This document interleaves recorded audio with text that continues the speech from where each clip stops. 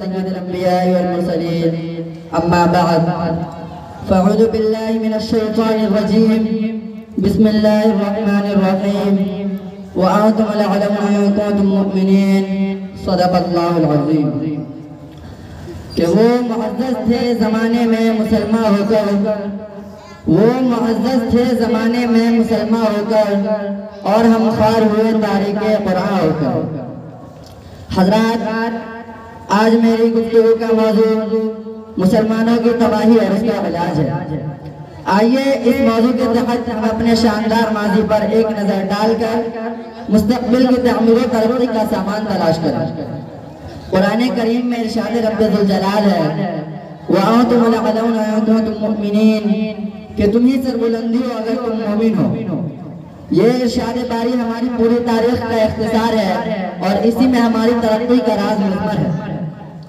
तारीख के सैकड़ों वाक़यात ये बताने के लिए काफ़ी है कि जब भी हमारा रिश्ता अल्लाह और उसके दीन के साथ मजबूत रहा, सरबुलंदी व कामयाबी ने हमारे कदम चूमे।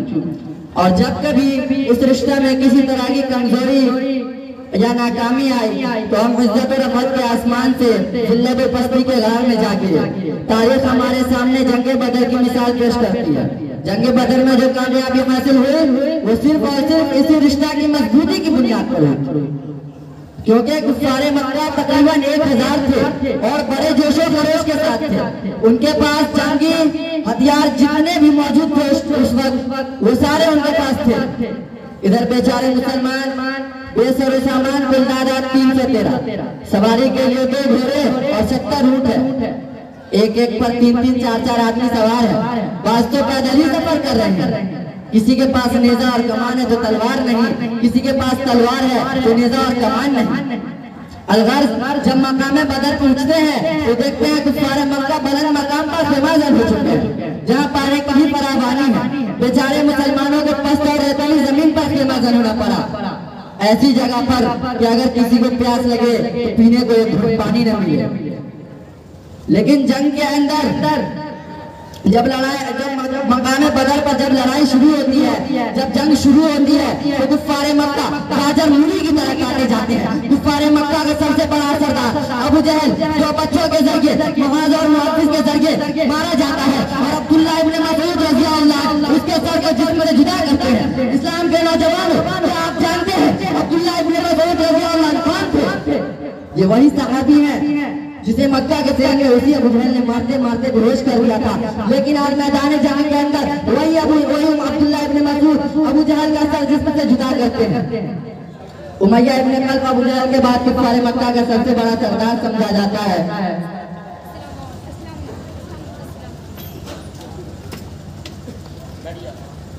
लेकिन अपने साथियों को इस तरह तैयार होते देख और मरते देख घबराता है और मैदान जंग छोड़कर मक्का की तरफ भाग पड़ता है।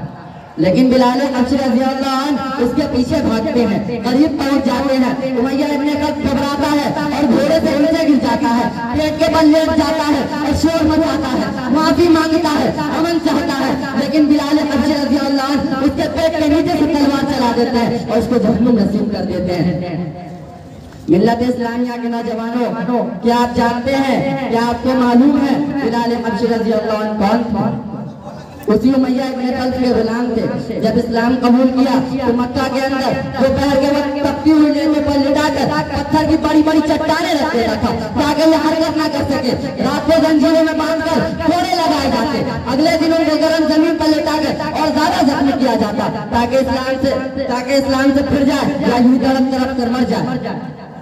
पैरों में रस्सी बांधकर मक्का की गलियों में घसीटा जाता है, तरह तरह की अज़ियतें और तकलीफें पहुंचाता है। कभी उमय्या इब्न खल्फ का नंबर आता है, कभी अबू जहल का नंबर आता है, तो कभी औरों का नंबर आता है, जहाँ तक ये तकलीफें पहुंचाने वाले थक जाते हैं, उठा जाते हैं। लेकिन आज वही गुलाम अपने आका व मालिक को कत्ल करने के लिए दौड़ रहा है और उमय्या इब्न खल्फ मैदान जंग छोड़कर भाग रहा है। मुसलमानों, सोचो वो कौन सी ताकत थी जिसने आका को मगलूब और गुलाम को गालिब कर दिया? सच फरमाया अल्लाह तबारक व तआला ने व अंतुम अअलमु इन कुंतुम मुमिनीन, कि तुम ही सरबुलंदी हो बशर्ते कि सच्चे पक्के मुसलमान रहे। इसी तरह दूसरे कुफ़ारे मक्का भी अपने साथियों को मक़तूल होते देख मैदान जंग छोड़कर भाग जाते हैं। 70 मक़तूल हुए और 70 गिरफ्तार हुए और मुसलमानों को ऐसी वो तारीफ खामोश नहीं कर सकते। लेकिन अफसोस सर अफसोस कि आज मुसलमानों का हाल कुछ इस कदर बेकार हो चुका है कि जिधर देखिए मुसलमान गुलामाना जिंदगी बसर कर रहे हैं, कई मुसलमानों की इज्जत और उनको पामाल किया जा रहा है।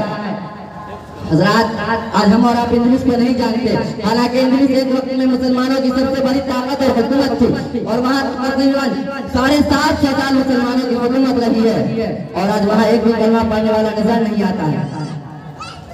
इसकी वजह क्या है? मुसलमानों के ऊपर तबाही इस तरह आए कि नहीं है कि सिर्फ मुसलमानों का कत्लेआम हुआ, मुसलमानों को अपना मजहब छोड़ने पर मजबूर किया गया, हजारों मुसलमानों को कत्ल कर दिया गया, जिंदा मुसलमानों को आग में जलाया गया, जिंदा मुसलमानों को जमीन के अंदर दफन कर दिया गया। और यही वजह है कि एक भी कलमा पढ़ने वाला नजर नहीं आता। मुसलमानों, हमारे लिए दुनिया भी और उखरवी दोनों तलाक दोनों ही जरूरी है और इसका तरीका ये है कि उस महबूब हक की परस्तिश करें जो हमारा रब और खालिक है और उस नबी करीम सल्लल्लाहु अलैहि वसल्लम के बताए हुए रास्ते पर चले जो हमारे लिए नबी आखिरी जमा बनाकर मबरूस फरमाए गए।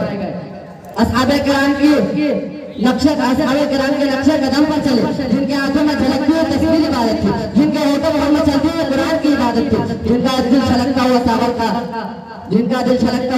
का बाद वफा था। मुसलमानों, आओ मुत्तहिद और मुत्तफिक हो जाओ और एक झंडे के नीचे आ जाओ, वरना तुम्हारी तबाही की कोई हद न होगी और तुम्हें सर बुलंद करने वाली कोई तारीफ दुनिया में नहीं है। इन्हीं तमाम बातों पर मैं अपनी तकरीर को खत्म करता हूँ।